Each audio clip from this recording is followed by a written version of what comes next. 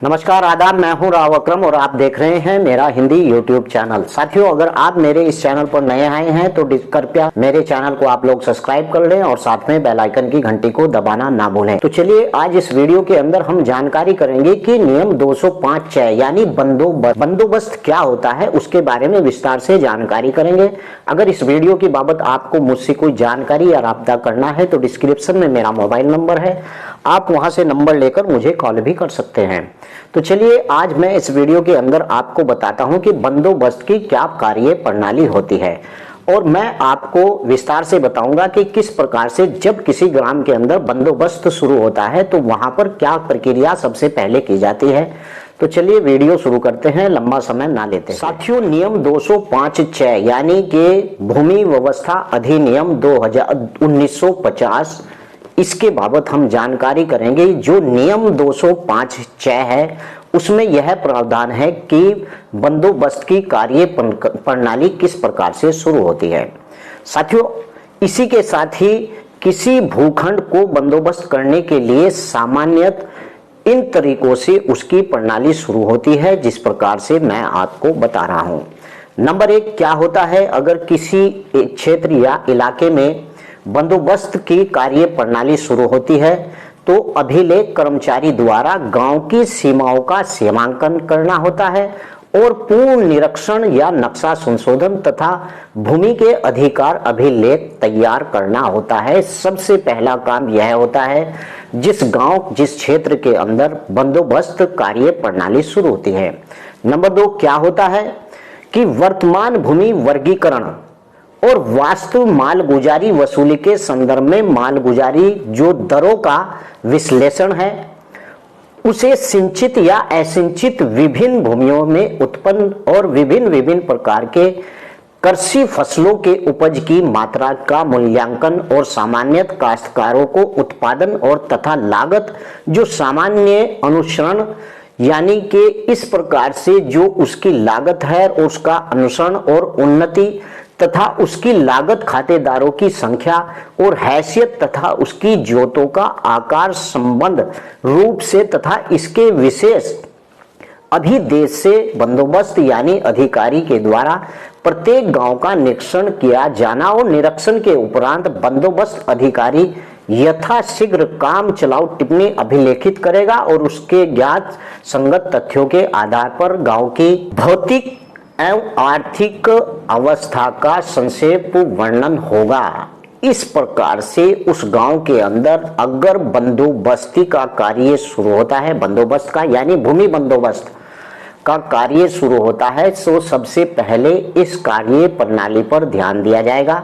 Number 3 गांव के अंदर निर्धारित हलकों तथा भूमि श्रेणियों में वर्गीकरण किया जाएगा। और नंबर 4 खेती से सामान्य व्यवहार और उससे निकलकर यह प्रत्येक निर्धारण हलके के प्रत्येक वर्ग की भूमि के लिए औसतन जो अधिक उपज का अनुमानित औसत और प्राप्त लित करेगा और इससे सिंचित असिंचित भूमि के प्रत्येक वर्ग से निमित्त एक अनुसूची बोर्ड को प्रस्तुत करेगा जिसमें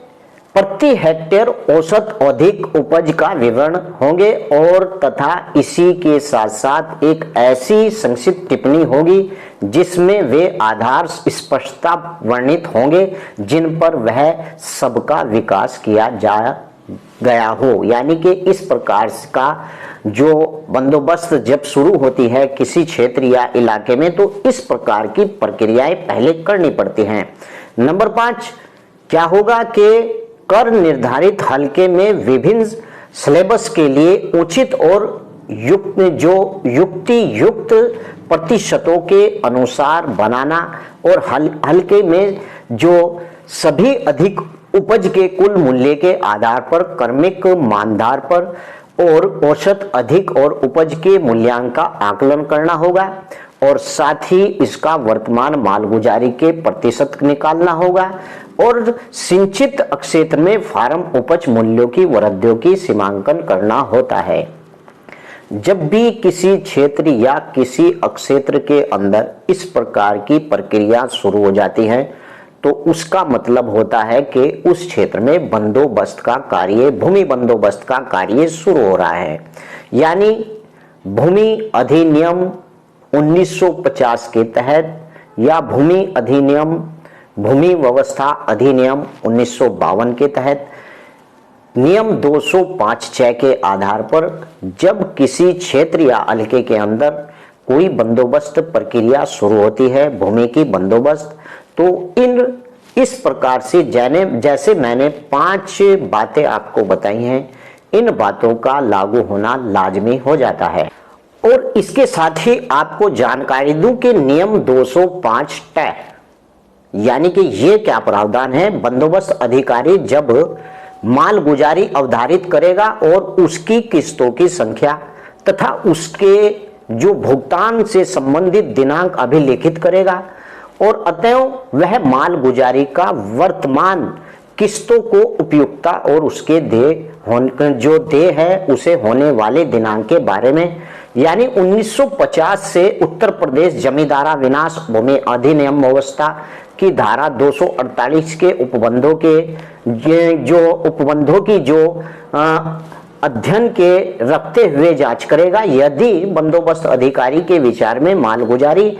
किस्तों और दिनांकों और उसकी धनराशि और दोनों में परिवर्तन, यानी जो परिवर्तन होना चाहिए, वह कलेक्टर के परामर्श करेगा और उसके पश्चात वह परिषद और कमिश्नर के माध्यम से एक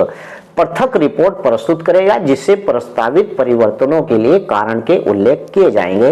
यानी कि इस प्रकार से वह नियम 205 के आधार पर कार्रवाई करेगा। जब तक नियम 205 अणे या वह अब तक कोई विशेष नियुक्त न हो तो बंदोबस्त अधिकारी का कार्यभार जो ग्रहण करने हेतु उसके अभिलेख अधिकारी की नियुक्ति की जाएगी। और साथियों, वहां जहां तक इसके बंदोबस्त या फिर कार्य व्यक्ति के जो करने की अनुमति है, वह सर्वेक्षण के अभिलेख कार्यों को निरीक्षण करेगा। और इसी में मैं आपको नंबर 2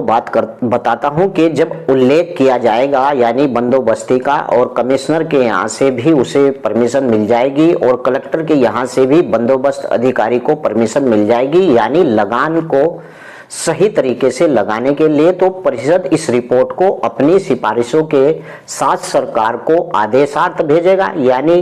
कि जब भी वहां पर बंदोबस्त शुरू होती है तो कलेक्टर और कमिश्नर अपनी रिपोर्ट जो लगान तय किया है वह रिपोर्ट मालगुजारी यानी राज्य सरकार को भेजेगा और उस रिपोर्ट से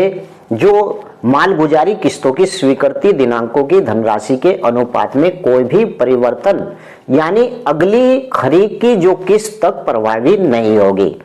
और यदि इस प्रकार से नई मांग और रबी फसलों को प्रचारित होने का आदेश दे दिया हो तो मालगुजारी किस्तों को स्वीकृत दिनांक की धनराशि के अनुपात में होगा और इसमें जो रबी की जो फसल है या फिर खरीफ की जो किस्त तक उससे प्रभावित नहीं होगा। और आपको बता दूं कि नियम 205 है, नियम 205 है इस बात को कहता है कि 197 के अधीन जो निर्धारित अपप्रवृत्ति यानी बाग वाली जो भूमि और सूची, इसकी अधिनियम की धारा 242 की उपधारा 1 के आधार पर उसके अधीन मालगुजारी का दायित्व और पूर्णतः यानी कि खातों की सूची जो पुनरीक्षित अभिलेख के द्वारा संकलन की जाएगी। इस प्रकार से जब भी किसी क्षेत्र या किसी गांव और किसी भी इलाके के अंदर जब बंदोबस्ती का कार्य शुरू होता है तो वहां पर बंदोबस्त अधिकारी को सबसे पहले ये काम करने होते हैं। बंदोबस्त के बारे में तो आप जान ही गए होंगे कि बंदोबस्त किस प्रकार से होता है, यानी यह बंदोबस्त उन भूखंडों के आधार पर होता है जिन भूखंडों के लगान को निर्धारित करना होता है। यानी आप किसी भी खतौनी पर अगर देखेंगे तो उस पर लगान लिखा हुआ होगा, यानी जो राज्य सरकार टैक्स लेती है उन जमींदारों से, उन किसानों से जो किसान यानी कि अपनी फसल का लगान देते हैं, अपनी भूमि का लगान देते हैं। लेकिन कुछ कुछ राज्यों में लगान की माफी भी है, लेकिन अब से पहले लगान की बहुत मान्यता होती थी जब अंग्रेजी हुकूमत थी, यानी जब ब्रिटिश हुकूमत का पूरा कार्यभार लगान से ही चलता था। और यही कारण है कि वह किसानों पर अनेक प्रकार के लगान लगाते थे। लेकिन अब इस देश आज़ाद होने के बाद लगान की इतनी कोई अहमियत नहीं है। किसी किसी राज्य के अंदर लगान को छोड़ा भी गया है, 15 बीघे से नीचे का काश्तकार है तो उसके ऊपर लगान नहीं है। अब इतनी कमाई लगान से सरकार नहीं लेती है, क्योंकि उस वक्त के दौर में लगान केवल जो भूमि थी उससे ही लिया जाता था, अन्य प्रकार के उद्योग धंधे नहीं थे। तो आज मैंने आपको भूमि बंदोबस्त से संबंधित जैसे ही नई बंदोबस्त प्रक्रिया शुरू होती है उसके बारे में विस्तार से जानकारी दी। और आगे अगर आपको कोई और जानकारी लेनी है तो डिस्क्रिप्शन में मेरा मोबाइल नंबर है, आप वहां से नंबर लेकर मुझे कॉल भी कर सकते हैं। तो चलिए अगली वीडियो में फिर हाजिर होता हूं। जय हिंद, जय भारत, खुदा हाफिज।